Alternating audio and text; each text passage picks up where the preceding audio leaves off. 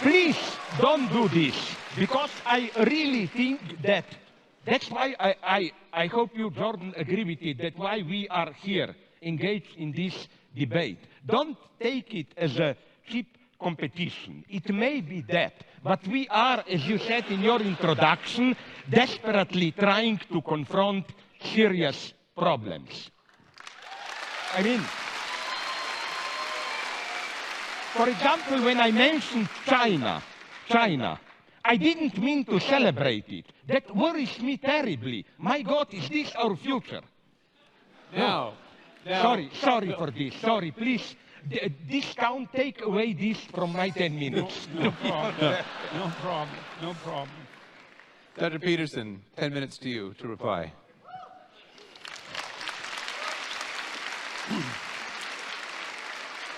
So I like to speak extemporaneously, but Dr. Žižek's discussion was so complex that there's no way that I can juggle my responses spontaneously. So, okay, yeah, well, and achievement managed, I would say. So I heard much of what I heard. I agreed with, but we can get to that. I'm going to respond. Keep that. Pull out the knife. All right. All right. Well, I heard a criticism of capitalism, but no real support of Marxism. And that's an interesting thing, because for me, the terms of the argument were, well, there were three terms of the argument, let's say. There was capitalism, there was Marxism, and there was happiness. And I would say Dr. Žižek focused probably more on the problems of capitalism and the problems of happiness than on the utility of Marxism. And that actually comes as a surprise to me, because I presumed that much of what I would hear would be a support of something approximating traditional or even a-traditional Marxism, which is why I organized the first part of my talk as an attack against Marxism per se. Okay, so now Žižek points out that there are problems of capitalism. And I would like to say that I'm perfectly aware that there are problems with capitalism. I wasn't defending capitalism, actually, in some sense. I was defending it in comparison to communism, which is not the same thing. Because as Winston Churchill said about democracy, you know, it's the worst form of government there is, except for all the other forms. And so you might say the same thing about capitalism, is that it's the worst form of economic arrangement you could possibly manage, except for every other one that we've ever tried. And I'm dead serious about that. I'm not trying to be flippant. I mean that it isn't obvious to me, when Dr. Žižek is speaking in more apocalyptic terms, it isn't obvious to me that we can solve the problems that confront us. You know, and it's also not a message that I have been purveying that unbridled capitalism per se, as an isolated, what would you say, social economic structure, actually constitutes the proper answer to the problems that confront us. So I haven't made that case in any of the lectures that anything I've written or any of the lectures that I've done, because I don't believe it to be true. He said, well, what's the problems with capitalism? Well, the commodification of cultural life, all life, fair enough. There's something that isn't exactly right about reducing everything to economic competition. And capitalism certainly pushes in that direction. Advertising culture pushes in that direction. Sales and marketing culture pushes in that direction. And there's reasons for that, and I have a certain amount of admiration for the necessity of advertisers and salesmen and marketers. But that doesn't mean that the transformation of all elements of life into commodities in a capitalist sense is the best way forward. I don't think it is the best way forward. I think the evidence for that's actually quite clear. There is, by the way, a relationship. This is something I didn't point out before. There is a relationship between wealth and happiness. It's quite well defined in the psychological literature. Now, it's not exactly obvious whether the happiness measures are measures of happiness or whether they're measures of the absence of misery. And my sense is, as a psychometrician who's looked at these scales, that people are more concerned with not being miserable than they are with being happy. And those are all actually separate emotional states mediated by different psychobiological systems. It's a technical point, but it's an important one. There is a relationship between absolute level of income and self-reported lack of misery or happiness. And it's pretty linear until you hit, I would say, something approximating decent working class income.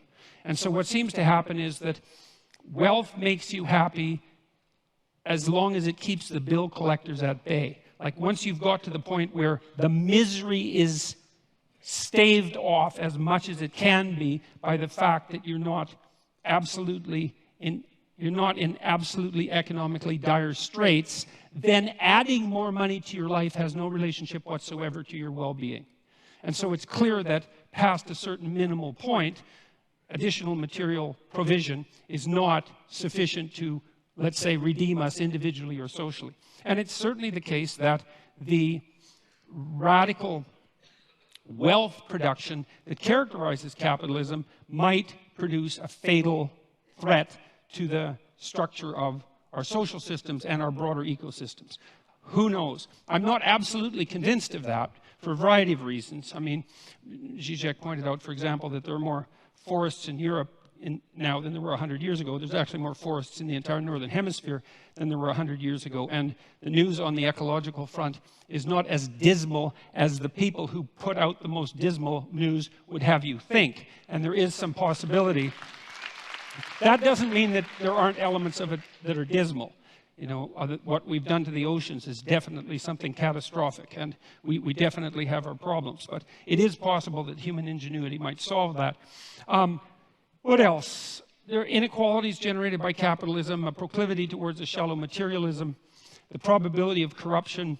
The thing about that for me is those are catastrophes that are part of the struggle for human existence itself and not something to be laid at the feet of any given socio-political system, especially one that seems to be producing a fair modicum of wealth for the poorest section of the population and raising people up to the point where, you know, their lives aren't an unending day-to-day struggle for mere survival. There's some evidence, for example, that if you can get GDP up to about $5,000 per person per year, oh, that's GDP, that people start to become concerned about environmental degradation and start to take actions to prevent it. And so there is some possibility that if we're lucky, we can get the bottom billion or 2 billion people in the world, or 3 billion as the population grows, up to the point where they're wealthy enough so they actually start to care enough about the environment so that we could act collectively to solve environmental problems. Now you might say, well, by that time we'll be out of Earth. You know, we'll have exhausted the resources that are in front of us so desperately that there's no hope of that. But I would like to remind you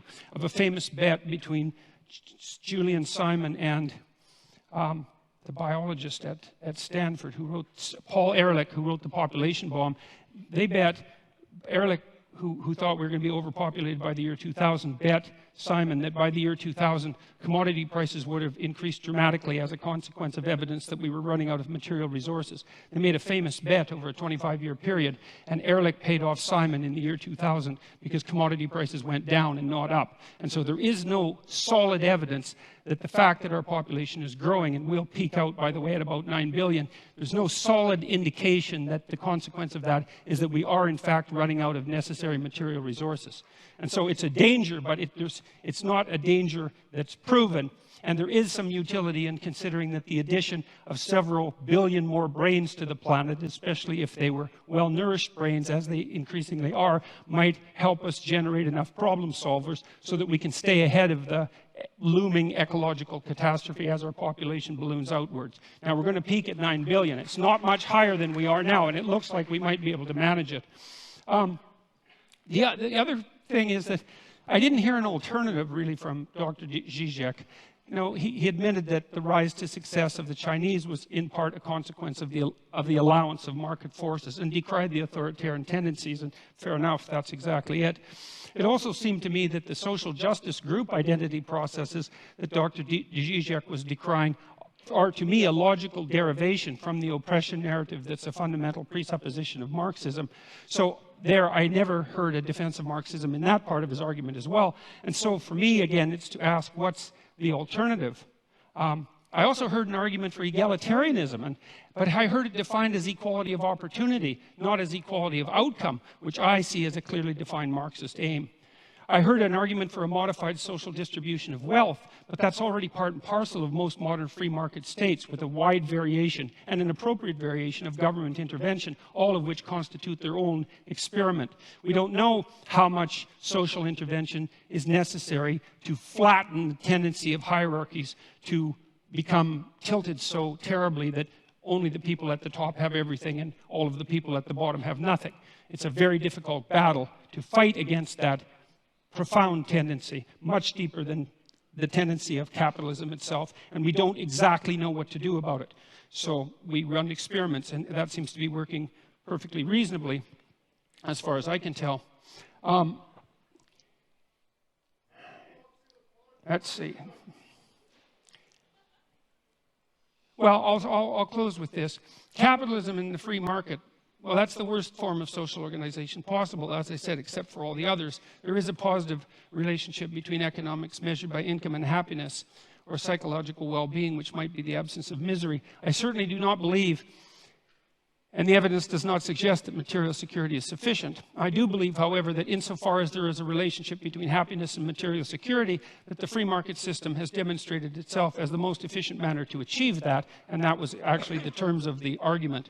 So thus, if it's capitalism versus Marxism with regards to human happiness, it's still the case that the free market constitutes the clear winner. And maybe capitalism will not solve our problems. I actually don't believe that it will. I've in fact argued that the proper pathway forward is one of individual moral responsibility aimed at the highest good. It's something for me that's rooted in our underlying Judeo-Christian tradition that insists that each person is is sovereign in their own right and a locus of ultimate value, which is something that you can accept regardless of your religious presuppositions, and something that you do accept if you participate in a society such as ours. Even the fact that you vote, that you're charged with that responsibility, is an indication that our society is structured such that we presume that each person is a locus of responsibility and decision-making of such import that the very stability of the state depends upon the integrity of their the integrity of their character. And so what I've been suggesting to people is that they adopt as much responsibility as they possibly can in keeping with that, in keeping with their aim at the highest possible good, which to me is something approximating a balance between what's good for you as an individual and what's good for your family, in keeping with what's good for you as an individual, and then what's good for society in the larger frame, such that it's also good for you and your family. And that's a form of an elaborated, iterated game, a form of elaborated cooperation. It's a sophisticated way of looking at the ways society could possibly be organized, and I happen to believe that that has to happen at the individual level first, and that's the pathway forward that I see. And so that's my 10-minute commentary. Yeah, I go up again. Yeah. As you wish. Thank you, Dr. Peterson. Dr. I Žižek. already spent a little bit of my time. I will try to be as short as possible. So a couple of remarks and then my final point. Why I think this self-limitation of capitalism is needed. First, about happiness. Just a couple of remarks. Jordan, I want to ask you, but isn't it, am I dreaming? I think I'm not. I remember a couple of years ago, it was reported all around the world, some kind of investigation, percentage of people interviewed in different countries, do they feel happy with their life? And the shock was that some Scandinavian countries, which we considered social democratic paradise, were very low, while Bangladesh, I think, was close to the top. Now, I know this logic has a limit. I don't buy the bullshit of poor people are happy in their world there and so on. But you know, my argument here is not against you. My argument here is problematizing happiness even more. Look, this may interest you. I was years ago in I think, Lithuania, and we debated, I report on this in one of my books, when were people in some perverted sense, and this is the critique of the category of happiness for me, happy. And we came to the crazy result. After the Soviet intervention, Czechoslovakia in 1970s and 80s. Why? For happiness, first, you should not have too much democracy, because this brings the burden of responsibility. Happiness means there is another guy out there, you can put all the blame on him. And as the joke went in Czechoslovakia, if there is bad weather, a storm, oh, these communists screwed it up again. That's one condition of happiness. The other condition, much more subtle one, is, and this was done in Czechoslovakia, those dark times after the life was relatively, moderately good, but not perfect. Like, there was meat all the time. Maybe once a month there was not meat in the stores. It was very good to remind you how happy you are the other time. Another thing, they had a paradise which should be at a proper distance. West Germany, affluence. It was not too far, but not directly accessible. You know, so so maybe in your critique of communist regimes, I agree with you, you should more focus on something that I experience of, you know, don't look only at the terror, ultimately totalitarian regime. There was a kind of a silent, perverted pact between, at least in this late, a little bit more tolerant, but I still oppose them, communist regimes, between power and population. The message was, leave us the power, don't mess with us, and we guarantee you a relatively safe life, employment, private pleasures, private niche, and so on and so on. So I am not surprised. But again, this is not for me the argument for the communists, but against happiness. That, you know, people said when the wall fell down, what a wonder in Poland. My God, like Solidarność, which was prohibited a year ago, now triumphed at the elections. Who could imagine this? Yes, but the true miracle, in a bad sense for me, was 4 years later, democratically ex-communists came back to power.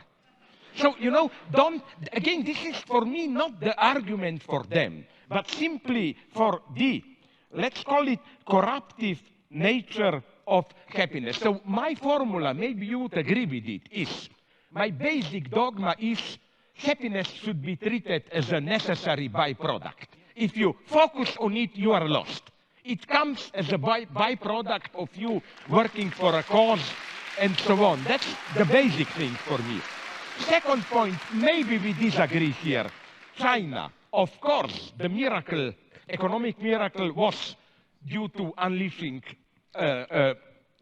market reform and so on. But, and here comes my pessimism. Some of my liberal friends are telling me, yes, imagine what would they have achieved with also political democratization. I'm a pessimist here. No, they found a perfect formula of how. And that's the paradox of China today. The Communist Party is the best manager of capitalism and protector against workers. The truly dangerous thing in China today is not to flirt with Western ideas, is to organize trade unions, you know, like this is what worries me. This perfect combination between unleashing capitalism and still the authoritarian rule, or to put it in another way, my worry is that today, all around the world, this eternal marriage between capitalism and democracy is slowly disappearing. Till now, I admit it, capitalism needed from time to time some 10, 20 years of dictatorship. When things started to improve, democracy returned. Chile, South Korea, and so on. I wonder if we are still at that. Now, just very quickly, your basic point in the introduction, in your introduction. You know, I'm tempted to say, the way you presented Communist Manifesto, the simplified image, and so on, it's crazy to say, but on many points I agree with you, and it's a very complex argument. Marx didn't have, for example, a good theory of how social power exists. His idea was simply with disappearance of class structure. It's secretly, although he wouldn't have accepted it, a technocratic dream.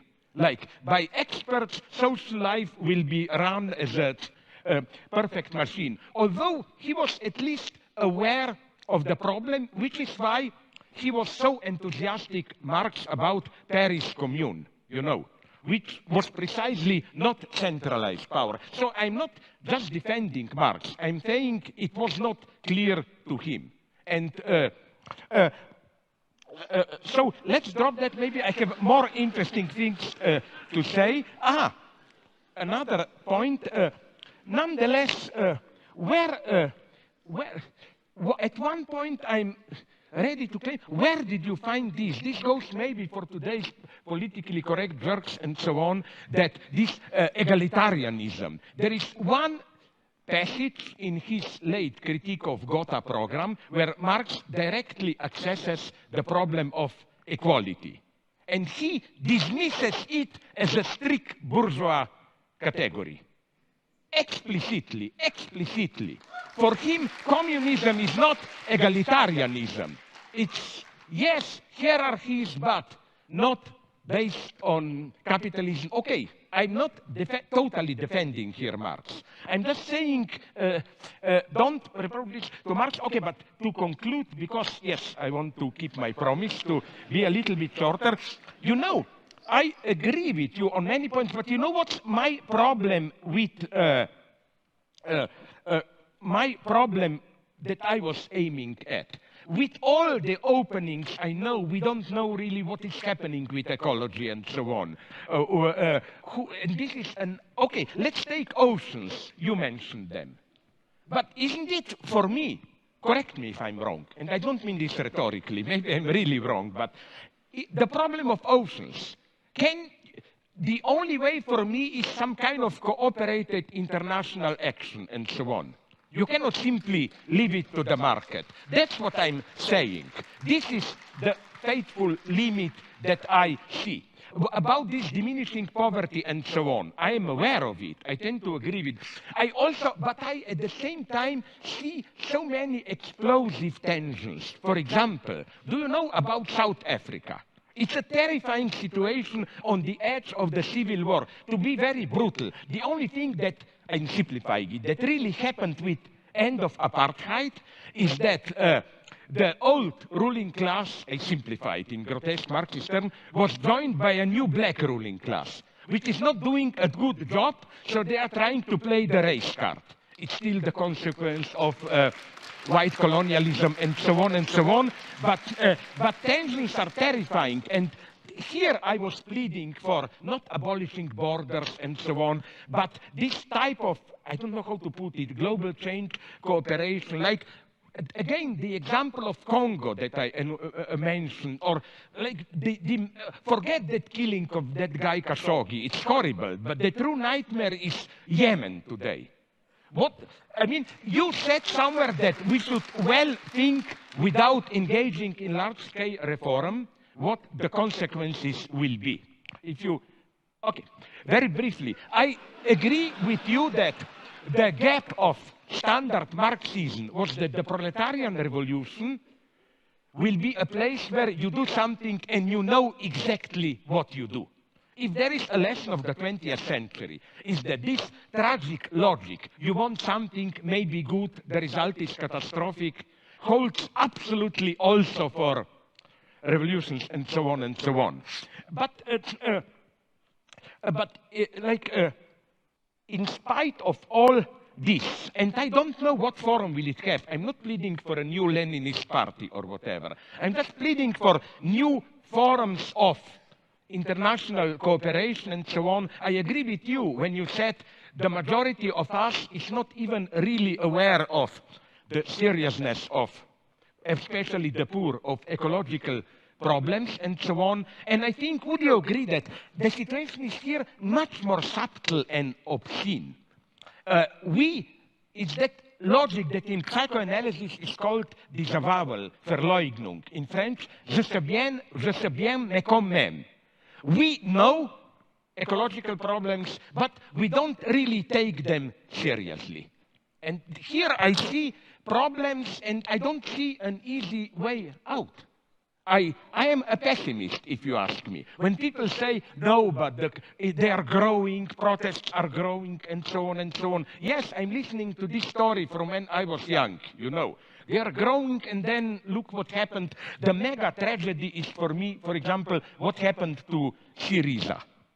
They were elected for change, whatever, and they become, and I'm not blaming them, they become the perfect executors of austerity program. So I just see problems. I'm a pessimist. And I'm not a radical pessimist. But you have to, maybe here we are different. I noticed with your final speech, that final moments of your intervention, that it's very strange, because usually Marxists have this stupid optimist anthropology. Just get rid of capitalist terror and we will all be happy. My God, I'm much more a pessimist. I don't believe in human goodness. I never underestimate evil, never underestimate envy. I mean, it's part of my nature. In Slovenia, we have a wonderful story. A godlike figure comes to a farmer, and I will stop immediately, and asks him, I will do to you whatever you want. Just, I warn you, I will do twice the same to your neighbor. You know what Slovene farmer answers? Fine, take one of my eyes. You know, we are in this. Don't underestimate this. I don't see any simple, clear way out. Thank you.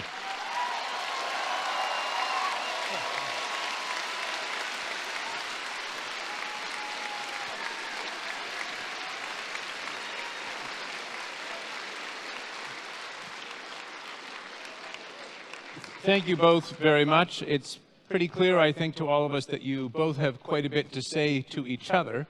And so... And to ourselves. And so I think before we jump to some audience questions, I thought it would be nice to give each of you a chance to ask a response or ask a question or two from each other. So starting with you, Dr. Peterson. Maybe you want simply to counterattack. It wasn't fair to... Well, I've only... To do your reply. I had 3 questions, and 2 of them are now completely irrelevant. And so I have 1 left, I guess. And I'm not sure that it's a fair question, but maybe it seems to me to be a fair question. Okay. You're a strange Marxist to have a discussion with. And, well, but here's why. This is not an insult by any stretch of the imagination. I mean, one of the things that struck me when I was looking at your work was that you're, well, first of all, you're a character, you know, and that's an interesting thing. Like you're. Is this an insult or not? It's not an insult. It's a sign of originality, and it's a sign of a certain amount of moral courage, and it's a sign of a certain temperament, and it makes you humorous and charismatic and attractive, and I think you appeal to young people the way that outside intellectual rebels appeal to young people. And so those are all positive things that can be used positively or negatively. And my question is, like, it seems to me that your reputation, unless I'm very misinformed about this, is as a strong supporter of Marxist doctrines on the left, or was that? And so then my question is, given the originality of your thought, why is it that you came to presume at some point in your life, perhaps not now and perhaps still, that the promotion of Marxism rather than Zizekism was appropriate?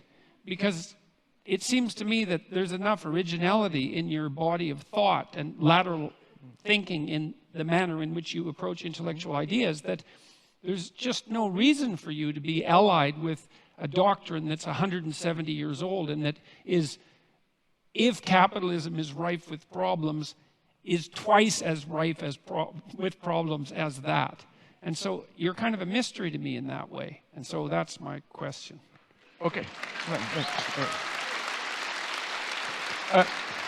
Very briefly, I developed systematically in my books critical insights into many traditional Marxist theses, so no doubt here.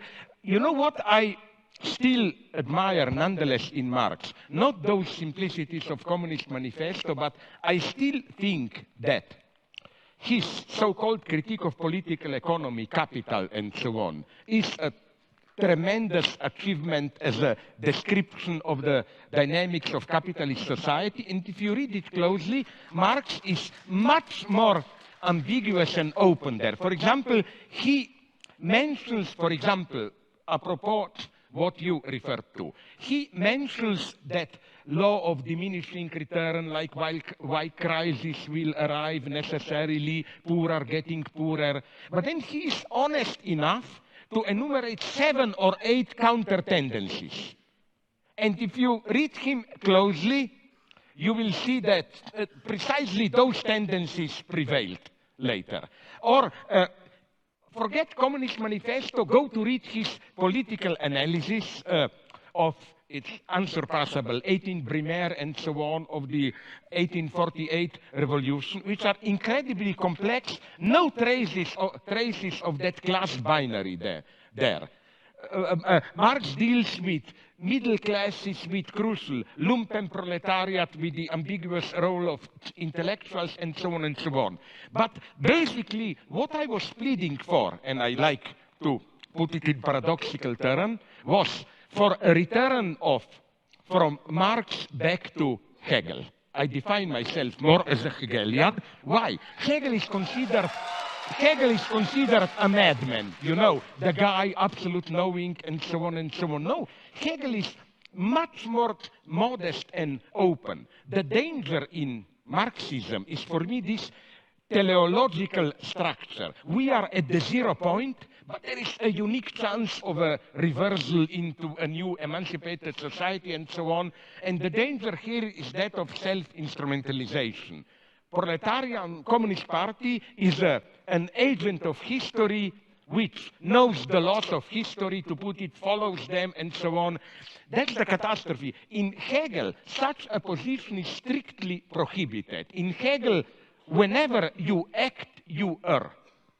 So, you know, you have to, there is no position of this pure acting where you know what you are doing and the result will be. So this would be my main point. So yes, my formula is kind of ironically, I know Hegel is the greatest idealist, materialist reversal of Marx by turning back to Hegel. For Hegel says in a part that people don't read, Introduction to Forward to Philosophy of Right, he says explicitly that the owl of Minerva takes off in the evening when there is dusk. So philosophy can just grasp a social order when it's already in its decay. Philosophy cannot see into the future. It's radical openness. We need this openness today. The tragedy today, maybe we agree here, is that we really don't have a basic, how should I call it, cognitive mapping. I don't think we have here a clear insight into where we stand, where we are moving, and so on and so on. So I'm much more, again, sincerely of a pessimist. Please, yeah, reply. Can I ask you now a question? Let me respond, yeah, and then you can ask me a question. Of course. So, sorry. Well, I don't have anything to quibble about with what you just said. But. Well, no, there's not even a but, really. It's that even if what you said about Marx's more sophisticated thought is true, I think the unfortunate reality is that any support for Marxism, especially directed towards those who are young, is likely to be read as support for the most radical and revolutionary proclivities. And I would say that as they're outlined in the document that I described, in the Communist Manifesto, that they're of extraordinary danger. And so it seems to me that by attempting to, rescue the sheep, you've sort of invited the dragon into the house. And that seems to me to be dangerous and unfortunate. Here I can answer you by asking you my question. Because, you know, very naively, you mentioned, first, do you really, where did you find the data that I simply don't see it? Okay, let me begin by this. You designate your, under quotation marks, I'm not characterizing here, enemy, or what you are fighting against, as sometimes you call it postmodern neo-Marxism. I know what you mean. All this, from political correctness to these excesses of whatever spirit of envy and so on and so on. Do you think they are really, where did you find this data? I don't know them. I would ask you here, give me some names or whatever. Where are the Marxists here? I don't know any. I don't, who is a Marxist here? Show me any big names of political correctness. I think they fear like a good vampire fears garlic. This is why they are already, the one who is not a Marxist, but at least approaches economic topic, Bernie Sanders, he is already under attack as white male and all that stuff and so on. My problem would be with this one. What you describe as postmodern neo-Marxism, where is really the Marxist element in it? They are for equality. Sorry, where? They are for equality at these cultural struggles, proper names, how do we call each other? Do you see in them, in political correctness and so on, any genuine will to change society? I don't see it. I think it's a hyper-moralization, which is a silent admission of a defeat. That's my problem. Why do you call, give me, no, it's not a rhetorical question for politely saying you are an idiot, you don't know what you're talking about. It's simply, I would like to know, because you, and I like this often, when you attack somebody, you say it aggressively, and what should?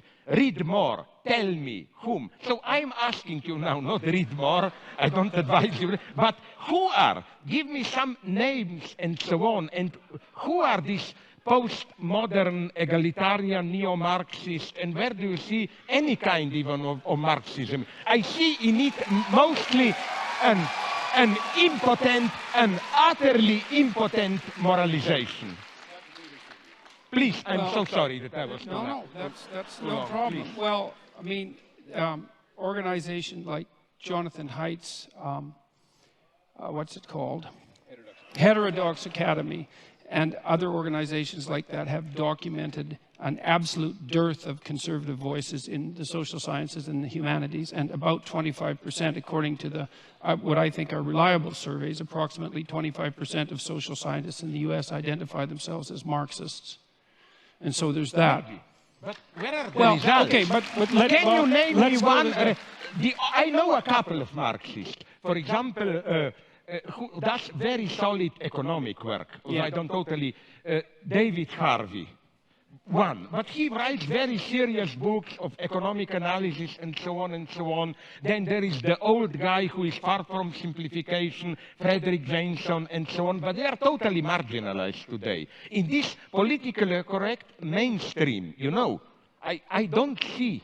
Well, yeah, your question seemed to me to focus more on the peculiar relationship that I've noticed and that people have disputed between postmodernism and neo-Marxism. And I see the connection between the postmodernist types and the Marxists as a sleight of hand that replaced the notion of the oppression of the proletariat by the bourgeoisie as the oppression by one identity group by another. Totally agree with you. Okay, so so now look, we could. But have that's precisely a non-Marxist gesture par excellence. Well, that's the, see. I guess that's where we might have a dispute, because I think what happened, especially in France in the 1960s, is as the radical Marxist postmodern types like Derrida and Foucault realized that they were losing the moral battle, especially after the information came out of the Soviet Union in the manner that it came out. That the whole, and so on. Yeah, that the whole bloody Stalinist the whole Stalinist catastrophe, along with the entire Maoist catastrophe, that they didn't really have a leg to stand on. And instead of revising their notion that human history, and this is a Marxist notion, should be regarded as the eternal class struggle between the economically deprived and the oppressors, they just recast it and said, well, it's not based on economics, it's based on identity, but it's still fundamentally oppressor against oppressed. And to me, that meant that they smuggled the fundamental narrative of Marxism and many of its goals back into the argument without ever admitting that they did so. Now, I've been criticized, for this supposition, because people who are postmodernists say, look, one of the hallmarks of postmodernism is skepticism of meta-narratives. It's like, I know that perfectly well. And I also know that Marxism is a meta-narrative, and so you shouldn't be able to be a postmodernist and a Marxist. But I still see the union of those two things in the insistence that the appropriate way to look at the world is to view it as the battleground between groups defined by a particular between individuals defined by a particular group identity, so that the group identity becomes paramount, and then the proper reading is always oppressor versus oppressed. With a secondary insistence that's very similar to Marx's insistence upon the moral superiority of the proletariat, that the oppressors are by definition, because they're oppressed, morally superior. And there's the call for perhaps not revolutionary change, although that comes up above, but change in the structure so that that oppression disappears, so that a certain form of equality comes about. Now, you argued that Marx wasn't a believer in equality of outcome, and I'm not so sure about that, because his notion of the eventual utopia that would constitute genuine communism was a place where all class divisions were eradicated. And so there's at least, well, there's at least an implication that the most important of the hierarchies had disappeared. And so maybe he had enough sophistication to talk about other forms of hierarchies. But if that's the case, then I can't imagine why he thought that the utopia that would emerge as a consequence of the elimination of economic hierarchies would be a utopia. Because if there were other forms of hierarchies that still existed, people would be just as contentious about them as they are now. Like we have hierarchies of attractiveness, for example, that have nothing to do with economics or very little to do with economics, and there's no shortage of contention around that or any other form of ability. And so that's why I associate the social justice types who are basically postmodernist with they're postmodernist with Marxism. It's the insistence that you view the world through the narrative of oppressed versus oppressor. And I think it's a catastrophe. I think it's a catastrophe. And you appear to think that it's a catastrophe as well.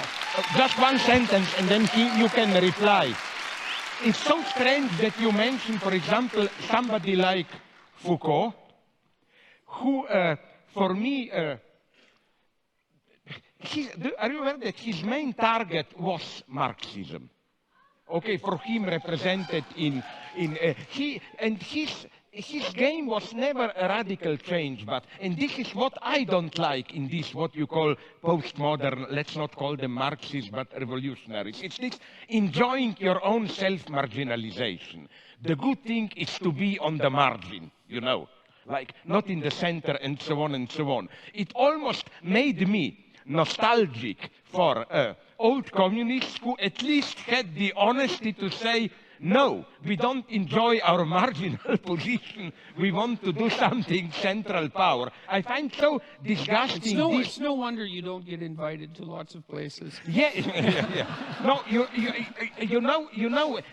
Foucault for me embodies this logic of revolution, and by revolution he meant any social change, serious, that small resistances and so on, small marginal places of resistance and so on and so on. So, okay, but let's maybe drop it here if you want, but since you are replying my question, you should have the last word here. No, I'll stop with that. Let's move to the next. We'll get back to these topics, no doubt, as we move forward with the question. So I'm happy to let that particular issue stop. Did you already do your Stalinist manipulation and censored the questions and how? Because this program that he described to us, through some screens, questions, and so on, I think it puts him to the one who decides which questions are, as Stalinist would have put in, are the real voice of the people. Yes, and so yes. on. Well, hopefully we can trust him. Let's move on from that.